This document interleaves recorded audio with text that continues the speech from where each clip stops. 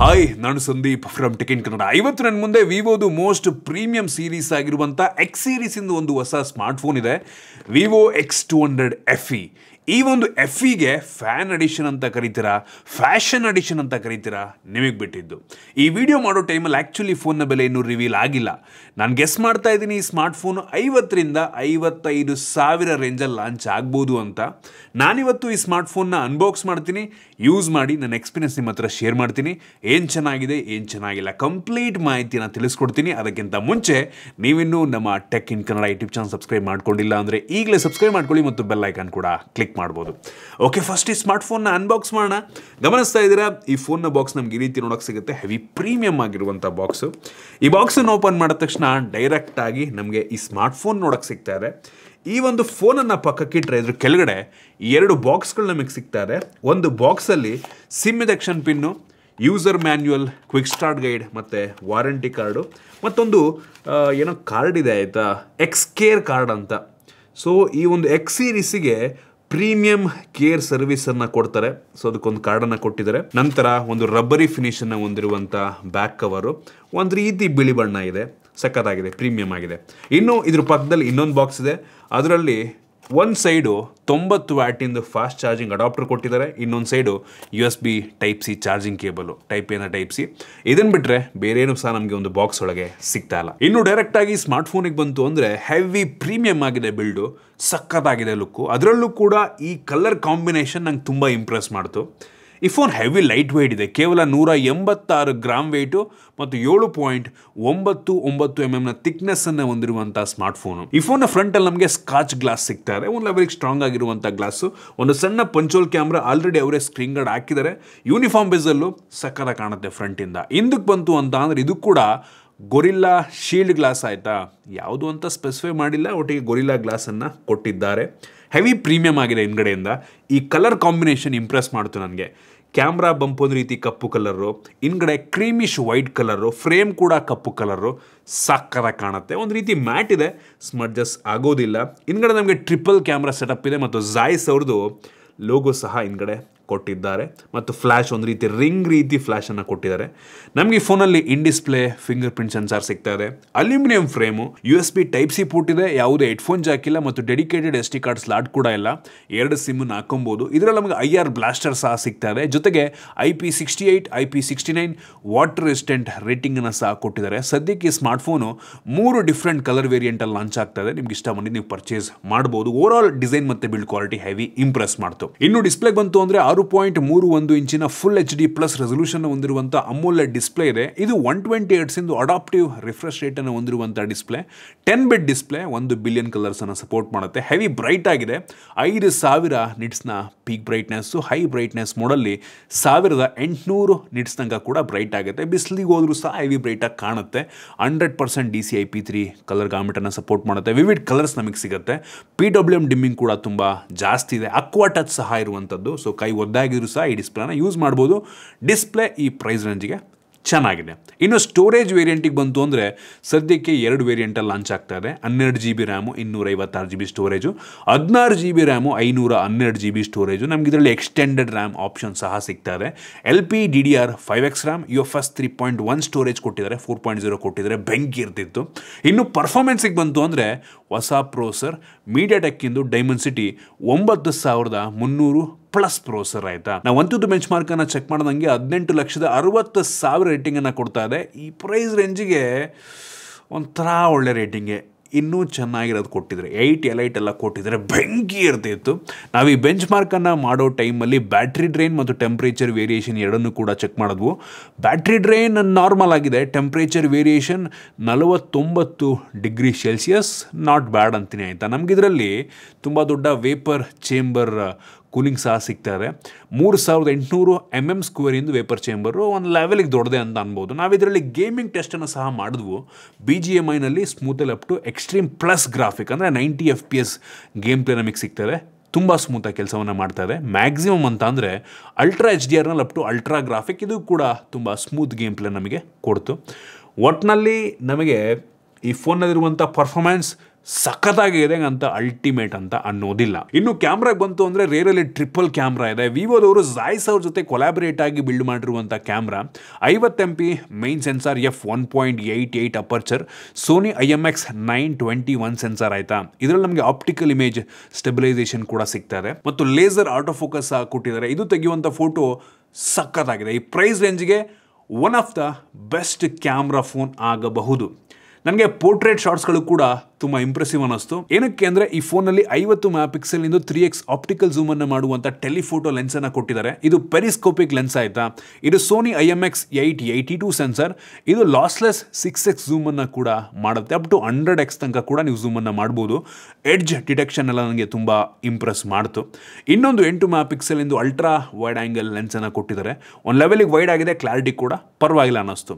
Literally 3ಕ್ಕೆ 3 ಕ್ಯಾಮ್ರಾಗಳು ಕೂಡ ಒಂದು ಲೆವೆಲಿಗೆ price ರೇಂಜಿಗೆ ಚೆನ್ನಾಗಿದೆ ಅಂತ ಅನ್ನಿಸ್ತು. One of the best camera phone ಕೂಡ ಆಗಬಹುದು ನಂಗೆ ಅನ್ನಿಸ್ತಂಗೆ.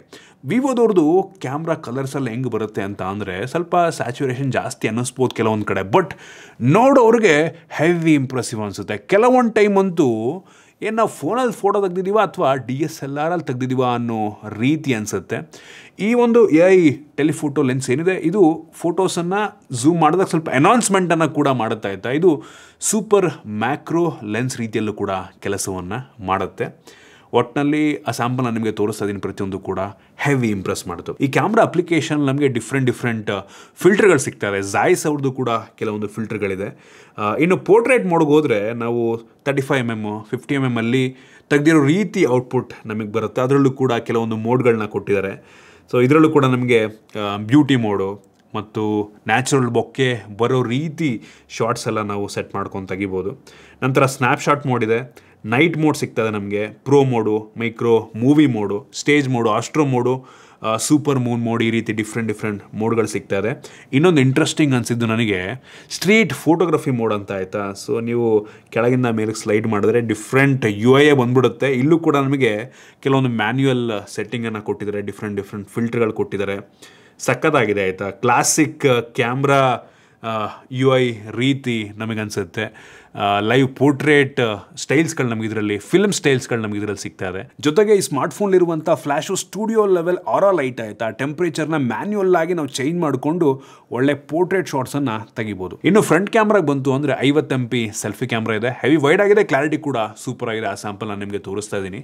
ಈ ಫೋನ್ನ ಫ್ರಂಟು ಮತ್ತು ಬ್ಯಾಕ್ ಎರಡು ಸಹ 4K 60 FPS ಅಲ್ಲಿ ವಿಡಿಯೋ ರೆಕಾರ್ಡ್ ಮಾಡುತ್ತೆ. ಎರಡು ಕೂಡ ತುಂಬ ವೈಡ್ ಆಗಿದೆ ಆಯಿತಾ. ಕ್ಲಾರಿಟಿ ಸಕ್ಕದಾಗಿ ಬರುತ್ತೆ. ವ್ಲಾಗರ್ಸ್ಗಳಿಗೆ, ವಿಡಿಯೋಗ್ರಾಫರ್ಸ್ಗಳಿಗೆ ನಂಗೆ ಅನ್ನಿಸ್ತಂಗೆ ತುಂಬ ಯೂಸ್ ಆಗ್ಬೋದು. ನಮಗೆ ಈ ಫೋನ್ನ ಗ್ಯಾಲರಿಯಲ್ಲೂ ಕೂಡ ಕೆಲವೊಂದು AI ಫೀಚರ್ಗಳು ಸಿಗ್ತಾ ಇದೆ. AI ಅನ್ಬ್ಲರು, AI ಇಮೇಜನ್ನು ಅನೌನ್ಸ್ ಮಾಡುವಂಥದ್ದು, ಎರೇಸಿಂಗ್ ಫೀಚರು, ರಿಫ್ಲೆಕ್ಷನ್ನ ರಿಮೂವ್ ಮಾಡುವಂಥ ಫೀಚರ್, ಈ ರೀತಿ ಅನೇಕ ಫೀಚರ್ಗಳು ನಮಗೆ ಈ ಗ್ಯಾಲರಿಯಲ್ಲಿ ಸಿಗ್ತಾ ಇದೆ.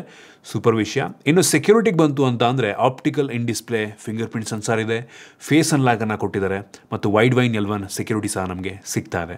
ಇನ್ನು ಬ್ಯಾಟ್ರಿಗೆ ಬಂತು ಅಂದರೆ 6500 mAh ಕೆಪಾಸಿಟಿಯ ಬ್ಯಾಟ್ರಿ, ಸೂಪರ್ ವಿಷಯ. 90 ವ್ಯಾಟ್ನ ಚಾರ್ಜರ್ನ ಬಾಕ್ಸ್ ಒಳಗೆ ಕೊಟ್ಟಿದ್ದಾರೆ. ಸೊ ಅವ್ರು ಹೇಳೋ ಪ್ರಕಾರ ಇದು ಸಿಲಿಕಾನ್ ಆ್ಯನೋಡ್ ಟೆಕ್ನಾಲಜಿಯೊಂದಿಗೆ ಬಿಲ್ಡ್ ಆಗಿರುವಂಥ ಬ್ಯಾಟ್ರಿ ಅಂತ ಇದೆ, 3rd ಜನರೇಷನ್ ಅಂತೆ. ಸೊ ತುಂಬ ಕಾಂಪ್ಯಾಕ್ಟ್ ಇರುವಂಥ ಫೋನಲ್ಲಿ ತುಂಬ ದೊಡ್ಡ ಬ್ಯಾಟ್ರಿಯನ್ನು ಕೊಟ್ಟಿದ್ದಾರೆ. ಹೆವಿ ಫಾಸ್ಟಾಗಿ ಚಾರ್ಜ್ ಕೂಡ ಆಗುತ್ತೆ. 10 ನಿಮಿಷ ನೀವು ಬರೀ ಚಾರ್ಜ್ ಮಾಡಿದ್ರೆ 3 ಗಂಟೆ ವಿಡಿಯೋ ಸ್ಟ್ರೀಮನ್ನು ಮಾಡ್ಬೋದಂತೆ. ಯೂಟ್ಯೂಬಲ್ಲಿ ಒಂದ್ಸಲ ಫುಲ್ ಚಾರ್ಜ್ ಆದರೆ ಹತ್ತಿರ 25 ಗಂಟೆ ನೋಡ್ಬೋದಂತೆ ವೀಡಿಯೋಸ್ನ. ಓಕೆ. ಇನ್ನು OSಗೆ ಬಂತು ಅಂದರೆ Android 15 based fun touch OS 15 ನಮಗೆ ಸಿಗ್ತಾ ಇದೆ. ಇದೊಂದು ರೀತಿ ಕ್ಲೋಸ್ ಟು ಸ್ಟಾಕ್ ಆ್ಯಂಡ್ರಾಯ್ಡ್ ರೀತಿಯಲ್ಲಿ ಅನಿಸುತ್ತೆ. ತುಂಬ ಇಂಪ್ರೂವ್ಮೆಂಟ್ಸನ್ನು ಮಾಡಿದರೆ, ಕೆಲವೊಂದು ಬೇಡದಿರೋಂಥ ಅಪ್ಲಿಕೇಶನ್ ಕೂಡ ಇದೆ. ಅವ್ರು ಹೇಳೋ ಪ್ರಕಾರ ಈ ಫೋನಿಗೆ 4 ವರ್ಷಗಳ OS ಅಪ್ಡೇಟ್ ಮತ್ತು 5 ವರ್ಷಗಳ ಸೆಕ್ಯೂರಿಟಿ ಪ್ಯಾಚನ್ನು ಕೊಡ್ತಾರಂತೆ. ಮತ್ತು 60 ತಿಂಗಳು ನೀವು ಈ ಫೋನ್ನ ಯೂಸ್ ಮಾಡೋದು ಸಹ ಸ್ಮೂತ್ ಎಕ್ಸ್ಪೀರಿಯನ್ಸ್ ಸಿಗುತ್ತೆ ಅಂತ ಅಂತಾರೆ. ಅಂದರೆ 5 ವರ್ಷ ನೀವು ಆರಾಮಾಗಿ ಯಾವುದೇ ಲ್ಯಾಗ್ ಇಲ್ಲದೆ ಇದನ್ನು ಯೂಸ್ ಮಾಡ್ಬೋದು ಅಂತ ಹೇಳ್ತಾ ಇದ್ದಾರೆ. ಇನ್ನು AI ಫೀಚರಿಗೆ ಬಂತು ಅಂದರೆ ಜೆಮಿನೈ ಅಸಿಸ್ಟೆಂಟ್ ನಮಗೆ ಇದರಲ್ಲಿ ಸಿಗ್ತಾ ಇದೆ. ಸರ್ಕಲ್ ಟು ಸರ್ಚು, ಲೈವ್ ಟೆಕ್ಸ್ಟನ್ನು ಟ್ರಾನ್ಸ್ಲೇಟ್ ಮಾಡುವಂಥ ಫೀಚರ್, ಅದು ನಮಗೆ ಸರ್ಕಲ್ ಟು ಸರ್ಚಲ್ಲೇ ಸಿಕ್ಬಿಡುತ್ತೆ. ಸ್ಮಾರ್ಟ್ ಕಾಲ್ ಅಸಿಸ್ಟ್ ಫೀಚರ್ ಸಹ ಇದೆ. AI ಕ್ಯಾಪ್ಷನ್ನು ನೀವು ವಿಡಿಯೋ ನೋಡ್ತಿರ್ಬೇಕಾದ್ರೆ ಆಟೋಮೆಟಿಕ್ ಅದು ತಗೊಂಬಿಡುತ್ತೆ. ರಿಯಲ್ ಟೈಮ್ ಟ್ರಾನ್ಸ್ಕ್ರಿಪ್ಷನ್ ಅದು ಇತ್ತೀಚೆಗೆ ಎಲ್ಲ ಫೋನಲ್ಲೂ ಕೂಡ ಸಿಗ್ತಾ ಇದೆ. ಸೊ ಇದರಲ್ಲೂ ಸಹ ಕೊಟ್ಟಿದ್ದಾರೆ. ಅವಶ್ಯಕತೆ ಇರುವಂಥ ಎಲ್ಲ ಸಮ್ಮರಿ ಮಾಡುವಂಥದ್ದು, ಟೆಕ್ಸ್ಟನ್ನು ಜನರೇಟ್ ಮಾಡುವಂಥ ಫೀಚರ್ ಪ್ರತಿಯೊಂದು ಕೂಡ ಸಿಗ್ತಾ ಇದೆ. ಇನ್ನು ಸ್ಪೀಕರಿಗೆ ಬಂತು ಅಂದರೆ ಡ್ಯುಯಲ್ ಡ್ಯುಯಲ್ ಸ್ಟೀರಿಯೋ ಸ್ಪೀಕರ್ ನಮಗೆ ಸಿಗ್ತಾ ಇದೆ. ಕ್ವಾಲಿಟಿ ಚೆನ್ನಾಗಿದೆ, ಹೆವಿ ಜೋರ ಕೂಡ ಕೇಳುತ್ತೆ. ಮತ್ತು ನಾಯ್ಸ್ ಕ್ಯಾನ್ಸಲೇಷನ್ ಸಪೋರ್ಟ್ಸ್, ಅಂದರೆ ಫೋನಲ್ಲಿ ಮಾತನಾಡ್ತಿರ್ಬೇಕಾದ್ರೆ ನಾಯ್ಸ್ ಕ್ಯಾನ್ಸಲೇಷನ್ ಆ ಕಡೆ ಅವ್ರಿಗೆ ಚೆನ್ನಾಗಿ ಕೇಳುತ್ತೆ ಅಂತ ಅಷ್ಟೇ.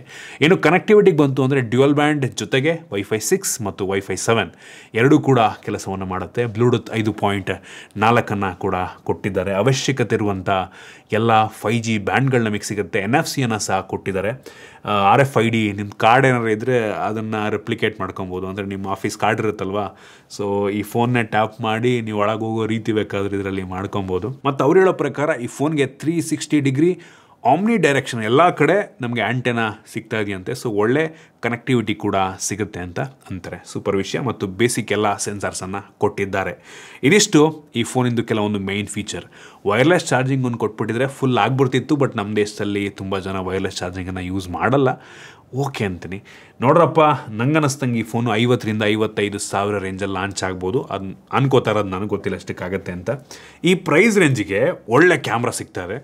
ಎಲ್ಲ ಆಲ್ಮೋಸ್ಟ್ ಚೆನ್ನಾಗಿದೆ, ಯಾವುದು ಪರ್ಫೆಕ್ಟ್ ಅಂತನಲ್ಲ, ಬೆಲೆಗೆ ತಕ್ಕ ರೀತಿಯಲ್ಲಿದೆ ಅಂತ ಅನ್ನಿಸ್ತು. ಪರ್ಫಾರ್ಮೆನ್ಸ್ ಸ್ವಲ್ಪ ಇನ್ನೂ ಇದು ಚೆನ್ನಾಗಿದೆ, ತಲೆಗೇ ಕೆಡಿಸ್ಕೊಳ್ಳೋಂಗಿಲ್ಲ ಆಯಿತಾ.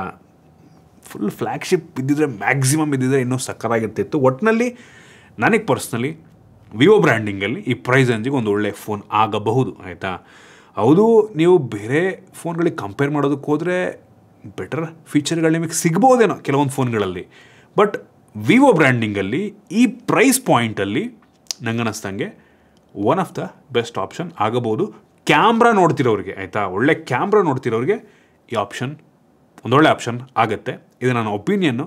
ನಿಮ್ಗೆ ಇದ್ರ ಬಗ್ಗೆ ಅನ್ನಿಸ್ತು ಕಾಮೆಂಟ್ ಮಾಡಿ. ಇಷ್ಟ ಆಗಿದ್ರೆ ಲೈಕ್ ಮಾಡಿ, ಶೇರ್ ಮಾಡಿ. ಈ ರೀತಿ ನಮ್ಮ ಬೇರೆ ಬೇರೆ ವೀಡಿಯೋಗಳಿಗೆ ನಮ್ಮ tech in Kannada YouTube channel subscribe ಮಾಡ್ಕೊಂಡಿಲ್ಲ ಅಂದರೆ ಈಗಲೇ ಸಬ್ಸ್ಕ್ರೈಬ್ ಮಾಡ್ಕೊಳ್ಳಿ ಮತ್ತು ಬೆಲ್ ಐಕನ್ ಕೂಡ ಕ್ಲಿಕ್ ಮಾಡ್ಬೋದು. ಸಿಗೋಣ ಮತ್ತೆ ಮುಂದಿನ ವೀಡಿಯೋದಲ್ಲಿ.